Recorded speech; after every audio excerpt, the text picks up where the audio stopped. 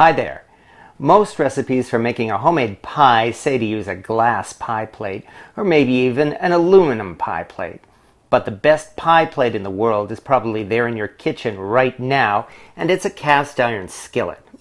Once you've used a cast iron pan to make a pie, you may not want to use those glass pie plates ever again, and you'll certainly never be satisfied with those aluminum foil pie plates. To demonstrate this, we're making a classic recipe for pecan pie, adding a touch of rum for flavor. And we're using a vintage 90-year-old cast iron skillet to bake it. It's easy to make, and we don't even need an electric mixer. And of course, it's far better than a store-bought pecan pie.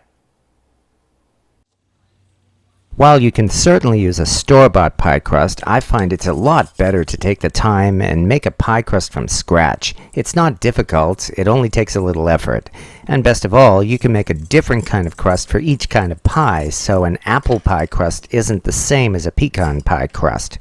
You don't even need to use an electric mixer, though that might make it a little faster to mix the dough. Here, we're using a pastry cutter and mixing the flour and butter by hand. After this, we mix an egg into the dough, and then we add the secret ingredient, namely vodka. This is a trick I learned some time ago, that when you use water to mix the pie crust, it forms gluten, and that can make the dough much harder to knead. And it can also give you a hard and tough pie crust, and that's not what we want here. Using alcohol instead of water produces a crust that's good and flaky, and you can even use a flavored liquor if you want to give more taste to the crust. It's also much easier to knead the dough by hand, and it didn't stick to my hands the way some doughs do. And now we chill the dough in the refrigerator for an hour. And now it's time to preheat the oven and begin preparing the pie. We crush some pecans to add to the batter, but leave a cup of whole pecans to top the pie. And here we present our pie plate, a Birmingham Stove Range Red Mountain skillet, which dates to the 1930s or maybe even the 1920s. After greasing the pan with shortening, we get down to the business of mixing our pie filling. This is a very sweet pie made with a cup of sugar and more than a cup of corn syrup. To this, we also add some molasses. Here's a useful tip. Be sure to grease your cup with a drop of olive oil before adding the molasses. This will let you empty the entire cup of molasses without having to scrape out the rest with a spoon. We mix in 4 eggs, then add a lot of butter. And here, I have to admit I made a mistake. I used softened butter rather than melted butter.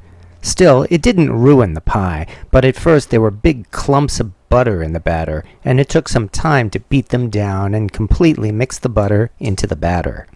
Once the batter is ready, we add some vanilla extract and another secret ingredient, a couple of tablespoons of spiced rum.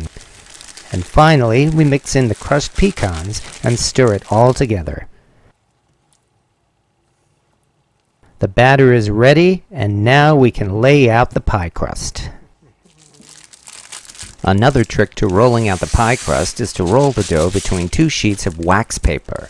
This cuts down on the mess because we don't have to flour the surface or the rolling pin itself.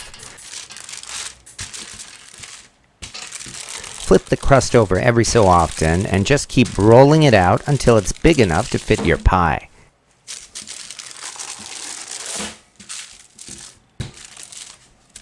Then we remove the top sheet of wax paper and carefully place it over the cast iron pan.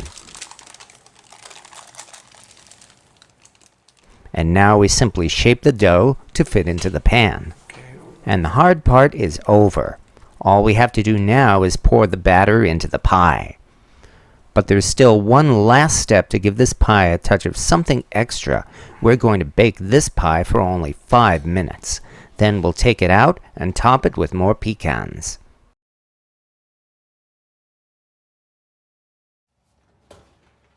After only 5 minutes, the pie batter is still liquid, but the surface of the batter is dense enough to place whole pecans on the top. And we cover the entire top of the pie with the pecans.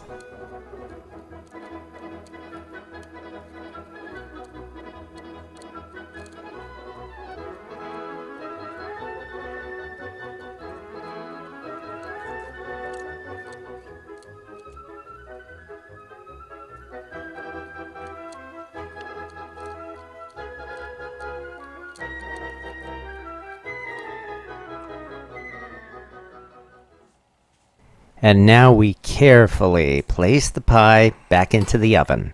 And because we're using a cast iron pie plate, we only need to bake this pie for 45 minutes.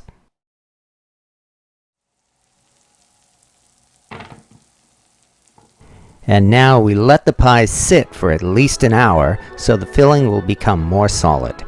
And once it's settled, we can enjoy a slice of homemade pecan rum pie.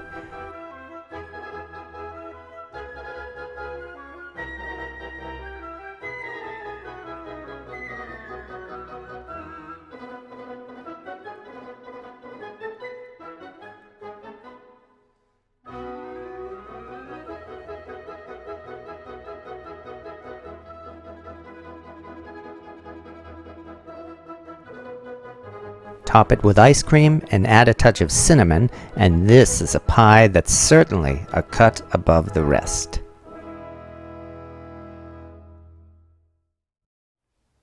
The taste of this pie was out of this world, and if you don't want to include rum with your pie, well, you don't have to add it. But what we do have here is one of the many reasons why a cast iron pan is one of the most essential tools to have in your kitchen.